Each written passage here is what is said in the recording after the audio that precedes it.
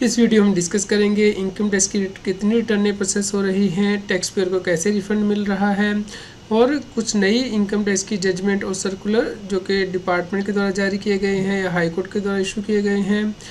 CA Satbir Singh YouTube channel पे आपका स्वागत है। इनकम टैक्स की कंप्लायंस करना दिन ब दिन मुश्किल होता जा रहा है क्योंकि इनकम टैक्स बदल रहा है, इसलिए आप हमारे यूट्यूब चैनल को सब्सक्राइब कर लें ताकि आपको रेगुलर अपडेट मिलते रहें। आप हमें व्हाट्सएप चैनल और Telegram channel CA Satbir Singh tax hill पे भी सब्सक्राइब कर लें। लिंक वीडियो के डिस्क्रिप्शन में भी दिया गया है, कमेंट में पिन किया गया है ताकि आपको इनकम टैक्स के रेगुलर अपडेट आपके मोबाइल पे ही मिलते रहें। टैक्स पेयर को इनकम टैक्स डिपार्टमेंट के द्वारा रिफंड दिए जा रहे हैं। जैसा कि आप यहाँ पे देख सकते हैं 18 अक्टूबर को टैक्स पेयर को रिफंड आ गया है। तो यदि आपका रिफंड नहीं आया है, आपको कुछ दिन और वेट करना है। एक और टैक्स पेयर का रिफंड आया है और उसमें इंटरेस्ट भी मिला है टैक्स पेयर को। जी हाँ दोस्तों, यदि आपका जो रिफंड है 10% ऑफ टैक्स लायबिलिटी से ज़्यादा होता है तो उस केस में इनकम टैक्स डिपार्टमेंट के द्वारा इंटरेस्ट भी टैक्स पेयर को दिया जाता है, तो जिससे कि आप अपने इंटीमेशन में चेक कर सकते हैं।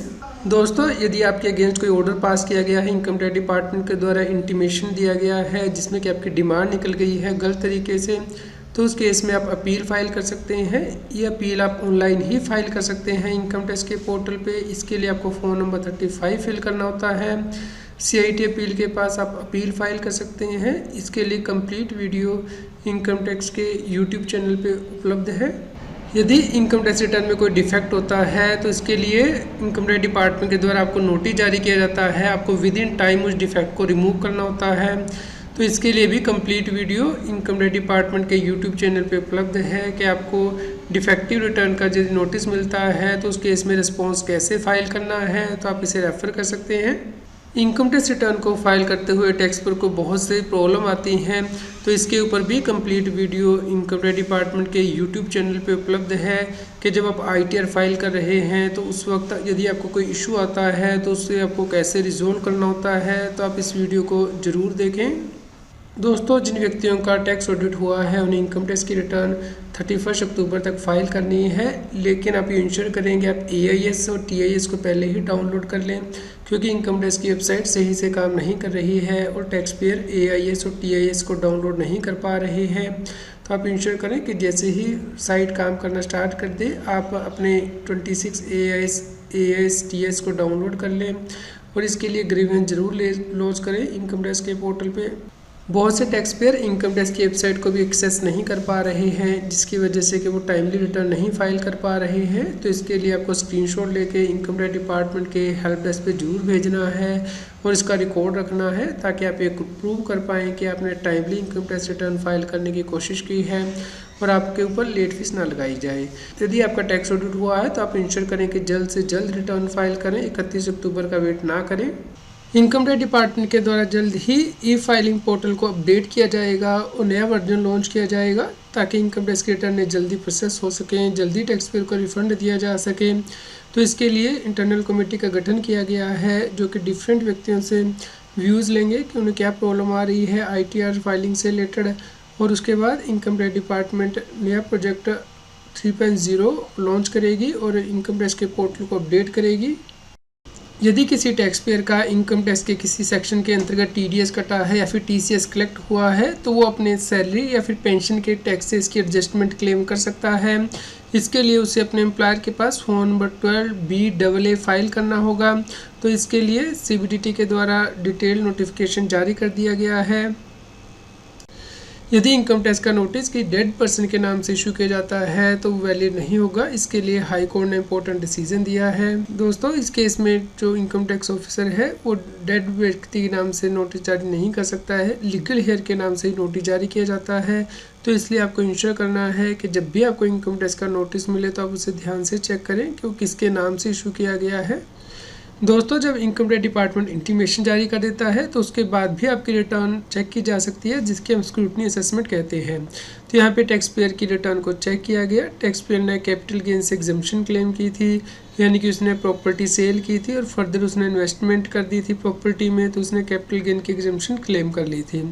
और जब उसकी स्क्रूटनी असेसमेंट हुई तो उसमें उसने सभी डॉक्यूमेंट सबमिट कर दिए थे। लेकिन उसके बाद इनकम टैक्स डिपार्टमेंट के द्वारा दोबारा से केस को रीओपन किया गया इस ग्राउंड पे कि टैक्स पेयर डिडक्शन क्लेम नहीं कर सकता है, जो कैपिटल गेन की एग्जम्पशन ली है सेक्शन 54F में वो क्लेम नहीं कर सकता है। लेकिन हाई कोर्ट ने इस केस में कहा कि टैक्स पेयर ने ऑलरेडी सभी डॉक्यूमेंट दे दिए थे जब उसकी स्क्रूटनी हुई है, तो अब इस बेस पे दोबारा से रीओपन नहीं की जा सकती असेसमेंट, क्योंकि इसे चेंज ऑफ ओपिनियन माना जाएगा। इसलिए जो रीअसेसमेंट की गई है उसे वैलिड नहीं कहा जाएगा। दोस्तों, टैक्स ऑडिट की पेनल्टी से रिलेटेड भी एक इम्पोर्टेंट डिसीजन हाई कोर्ट के द्वारा दिया गया है। केस के इफेक्ट इस प्रकार हैं, टैक्स पेयर को Mother Dairy milk booth allot किया गया और उसके द्वारा जो कमीशन थी वो ली जाती थी जब वो मदर डेयरी का कोई सेल करता था प्रोडक्ट।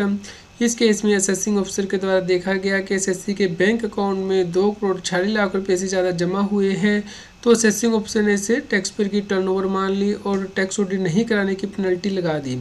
लेकिन इस केस में हाई कोर्ट के द्वारा देखा गया कि इस केस में टैक्स पेयर को सिर्फ कमीशन ही मिलती है, जो पैसा है वो टैक्स पेयर को उसी दिन या अगले दिन मदर डेयरी के अकाउंट में जमा करना होता है, यानी कि जितने भी प्रोडक्ट सेल हुए हैं उसके ऊपर जो पैसा मिला है वो मदर डायरी के अकाउंट में जाता है। तो इस प्रकार यहाँ पे जो रिलेशनशिप है टैक्स पेयर का वो प्रिंसिपल और एजेंट का है।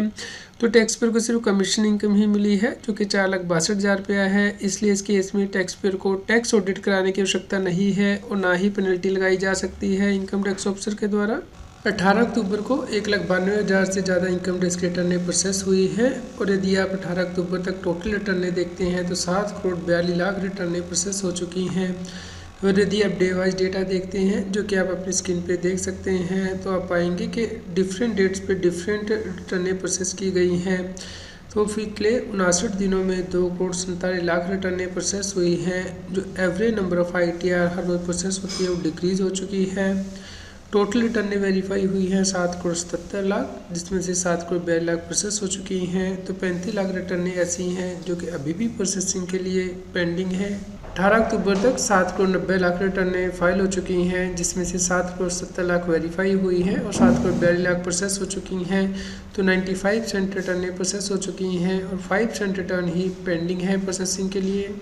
दोस्तों, जिन व्यक्तियों के TDS के डिफ़ॉल्ट हैं इनकम टैक्स एक्ट के अंतर्गत, उनके लिए नई गाइडलाइन जारी की गई हैं कि वो अपने ऑफेंस को कंपाउंड करवा सकते हैं।